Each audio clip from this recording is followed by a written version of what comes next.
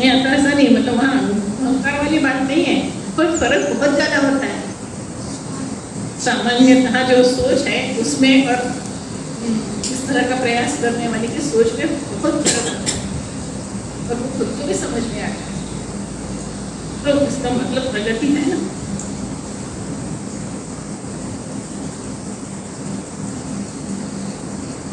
चलना अपना काम है, चलते रहो बिना कुछ विचार किए चलते रहना।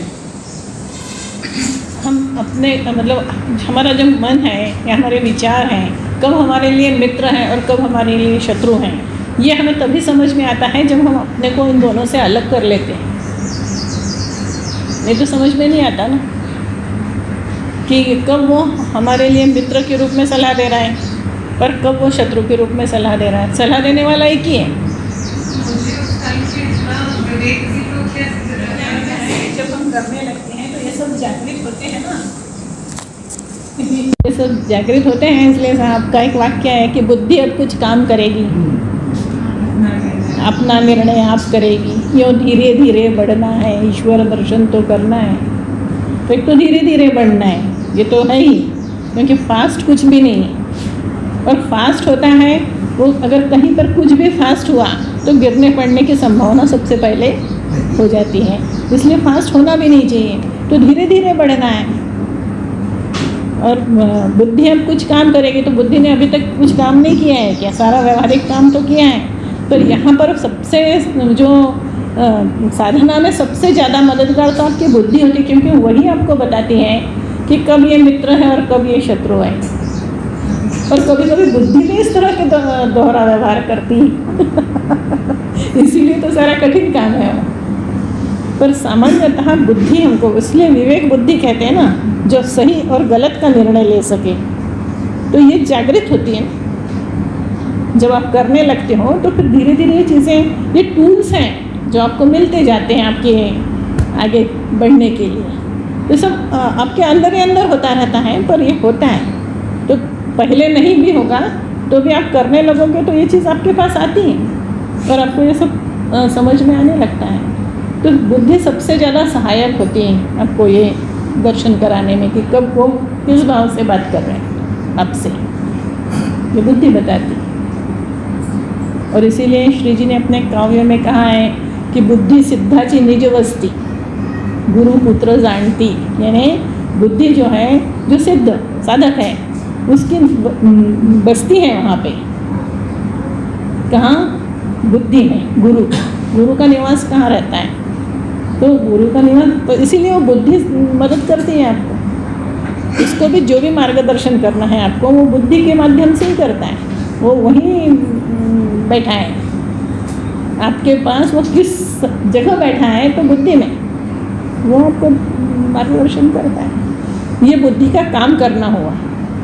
ये जो व्यवहारिक बुद्धि है वो नहीं है यहाँ, ये बिल्कुल अलग। और इसलिए हो सकता है कि व्यवहार में कोई परीक्षा देने में 40% से पास होता रहा हो, पर उसके पास ये बुद्धि बहुत तीव्र हो, और कोई जो है परीक्षा में 100 में से 100 लाता हो, पर ये बुद्धि उसकी, जब तक वो इस क्षेत्र में आगे नहीं बढ़ेगा तब तक उसकी सहायक नहीं होगा। तो इसमें बुद्धि का महत्वपूर्ण रोल है। थोड़े में से हमने सब बता दिए हैं। यहाँ तक हमारा आना हजारों जनों के साथ भी हम लोग यहाँ पे आने का मन होता है अंदर से, तो ये सब क्या है? हमारी प्रगति का ही तो रास्ता है। हमें ऐसा लगता है कि हम बहुत कहीं भी जा सकते हैं, परंतु हमारा यहाँ आने का पहले मन होता है कि हमारे अपने आप में प्रगति, जैसे धागेगा जी ने पूछा था तो उसके बारे में मेरे को विचार आया था उस समय। तो हमारा यही सोचना है कि हम लोग जो अपनी सारी उलझनें या सारे काम छोड़ के यहाँ तक आते हैं और यहाँ अपना समय देते हैं, या क्योंकि हमें यहाँ से कुछ मिलता है इसलिए हम अपना समय देते हैं, वैसे तो नहीं कोई देता। और ये हमारा कहना था कि ये एक हमारे मतलब मन में प्रगति के भाव आता है कि हम कहीं ना कहीं सही जगह पहुँच रहे हैं, इसलिए इस तरह से हम लोगों को ऐसा लगता है कि नहीं हमें तो आश्रम जाना है और रोज़ आना है, ऐसा मन में रहता है हमें कि रोज़ आना है यहाँ। और आते भी थे, लेकिन कोरोना ने कुछ ऐसा कर दिया था कि हम बीच में कट हो गए। पर मन तो आज भी होता है कि हमें रोज़ आना है, कुछ ना कुछ हमें मिलता ही था यहाँ पर, इसलिए आते थे। ठीक है। उसके बाद हमें उसका ऐसा वो नहीं मिलता। और फिर उसका बड़ा दुख भी होता है कि हमने तो इतना इसके लिए किया, उसके विपरीत परिस्थिति में इस तरह से सहयोग किया और ये सामने वाला जो है इसको उसका एहसास ही नहीं है, तो ये हमारे दुख का कारण बनता है। उस समय का सोच ये होना चाहिए कि पहले तो ये सोचो कि आपने क्यों किया, क्योंकि आपको करना अच्छा लगा, तो फिर आपने उसके लिए किया। पहला प्रश्न तो यही हो जाता है कि आपने उसके लिए किया क्या? तो आपने उसके लिए किया ही नहीं है। जब किया नहीं तो एवज क्या चाह रहे हो? आपने किसके लिए किया? अपने लिए किया। आपको उसको वो करना, उसकी उस तकलीफ में से उसे मदद करना, निकालना आपको अच्छा लगा, इसलिए आपने किया। तो फिर बात ही क्या हो गई? जब आपने अपने लिए किया और आपको उसकी खुशी मिल गई, जब आपने उसको मदद की, वो उसमें से संकट से निकल गए, आपको उसकी खुशी मिल गई, तो अब बचा क्या है? बचा कुछ नहीं। तो फिर वो क्या करेगा? ये कहाँ से आया? ये आना ही नहीं चाहिए, क्योंकि आपने किया और आपको उसका एवज मिल गया, बात खत्म हो गई। अब ये जो है कि वो 2 साल बाद मिलता है तो वो आपको धन्यवाद दे, उसे याद करे, आपको ये इस सब का कहीं प्रश्न ही नहीं आता। हमको जहाँ अच्छा लगता है वही काम हम करते हैं। हमको अच्छा नहीं लग रहा है फिर भी हम करते हैं, ऐसा बहुत कम होता है। इस तरह के कोई भी हम किसी के लिए कुछ करते हैं वो हमें अच्छा लगता है, हमारा मन कर्तव्य बोध से भरा होता है, हमको लगता है कि नहीं हर हाल में ये करना चाहिए, हम कर सकते हैं तो हमें करना चाहिए। तो फिर हमने किया तो हमने अपनी खुशी के लिए किया है, हमने उसके लिए किया है, ऐसा सोचना ही नहीं चाहिए ना।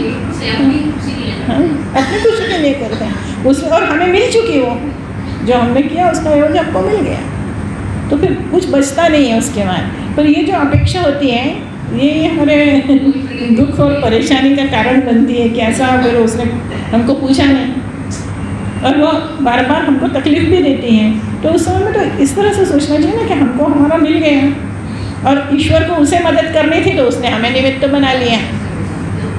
मदद करने वाला तो वही है, हम नहीं है। तो हमें वो खुशी दे दी उसने, हमें निमित्त बना के उसने वो खुशी हमें दे दी। तो बल्कि उसने हमारा धन्यवाद रखने के बजाय हमने ईश्वर का के प्रति धन्यवाद रखना चाहिए ना कि उसने हमें वो प्रसंग दिया, हमें वो खुशी प्रदान कर दी। तो बस सारा खेल तो सोच का है, सिर्फ सोच का। इसलिए सोच अगर हम इस तरह की रखते हैं तो कहीं पर भी परेशानियां नहीं होती हैं। सकारात्मक सोच जिसे अपन कहते हैं वो ये है। और अगर सकारात्मक सोच रखते हैं तो कभी भी कहीं से भी निराशा, मायूसी ये सब कहीं आने का या किसी भी प्रकार का दुख आने का प्रश्न ही नहीं आता।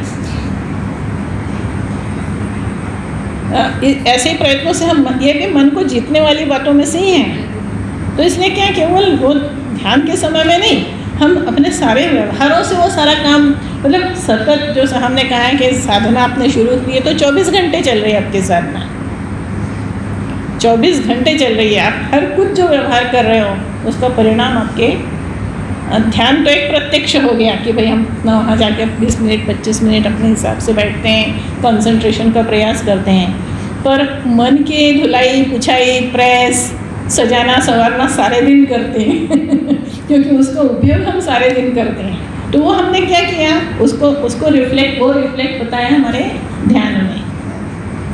और बाकी के सारे व्यवहार यही ज़्यादा महत्वपूर्ण है, तो उस तरफ हमारा सतत नज़र बनी रहनी चाहिए।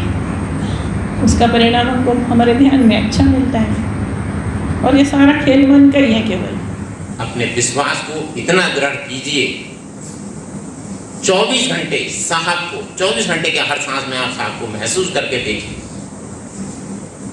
कहीं कोई कमी नहीं है। आनंद के अलावा आपके जीवन में और कुछ है ही नहीं। साहब ने स्पष्ट कहा है, आनंद तो जीने में, मृत्यु का भी आनंद है। ये कोई जरूर नहीं है कि हम शारीरिक मृत्यु को प्राप्त, जो हमारी बुराइयां हैं, जो हमसे गलत काम हो रहे हैं उनको हम रोक रहे हैं, ये भी मृत्यु। जब तक मृत्यु नहीं होगी तब तक नव निर्माण कैसे होगा? तो हम निरंतर नव निर्माण के लिए तैयार हैं और ये हमारे अंदर चलने वाली सतत प्रक्रिया है। हमको अलर्ट रहना है, अटेंशन रहना है, तैयार रहना है। कि हमसे कुछ कभी भी गलत ना हो, हमारी सांस भी गलत ना जाए। हमें स्वयं की देखभाल भी करनी है। यदि हमें काम करना है, सबसे पहला दायित्व हमारा है।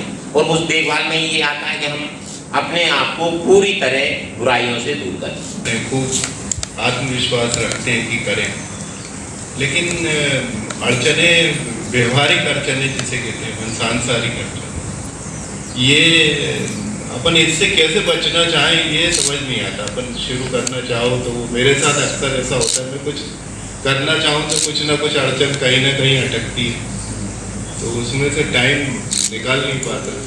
विपरीत परिस्थितियाँ हमेशा हमारे विचारों में परिपक्वता लाती है। और अब ये कहें कि हमें समय नहीं मिलता, ये बहुत ही असत्य शब्द है। क्योंकि यदि आपको डॉक्टर ये कह दे कि रात के 2 बजे आपको दवाई लेनी है, तो आपको 2 बजे भी टाइम मिलता है, क्योंकि आपको जिंदा रहना है। यदि आपने प्रायोरिटी दी है, यदि आप अपने कार्य, जीवित कार्य को जीवित कार्य समझते हैं, तो आपको समय न मिले ऐसा हो ही नहीं सकता। क्योंकि समय तो ये आपको प्रायोरिटी डिसाइड करनी है कि आपका कार्य क्या है। जब हमारा कार्य ही, साहब ने तो एक ही बात कहा है कि हमें निष्ठापूर्वक गुरुदर्शित बात पे चलना है। अब क्या पढ़ना, मिलना है, नहीं मिलना है, ये आप बस सोचिए।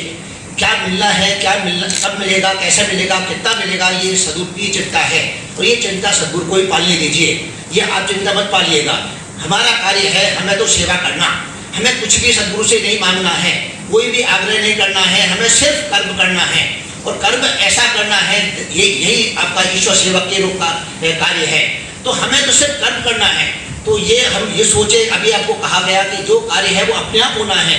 चिंता छोड़ के देखिएगा, कर्म करके देखिएगा। ये अनुभव मेरा पहले नहीं था, लेकिन अब ये अनुभव है कि यदि हम कर्म करते हैं, यदि हम अब विचार करना चाहते हैं तो विचार होता है। ये मैंने खुद अपने आप में अनुभव किया है। और नहीं होता है तो इसमें हमारी अकर्मण्यता है, इसमें कोई दूसरा दोषी नहीं है।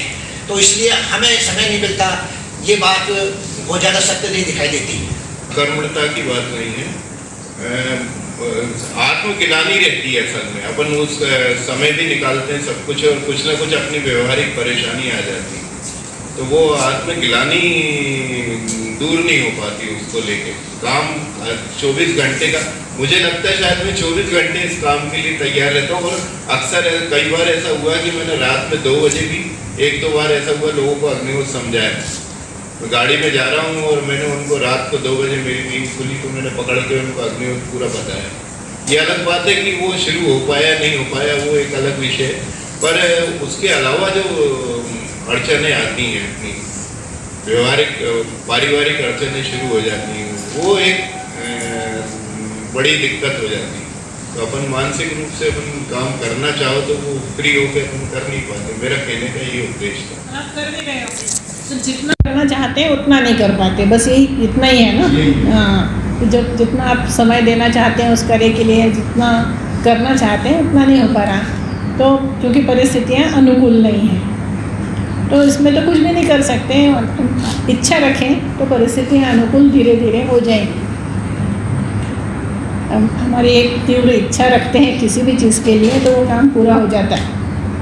अगर आप इच्छा रख रहे हो तो ये भी अनुकूल हो जाएगी। तब तक जितना मन पड़ रहा है उतना करो, जब अनुकूल हो जाए तो जितना आप करना चाहते हो उतना कर पाओगे। वो अनुकूल कौन करेगा? कोई नहीं करेगा। इसलिए उसको उसकी प्रतीक्षा ही करनी पड़ेगी। बस इच्छा रखो तो हो जाएगी, इच्छा रखने से ही हो जाएगा।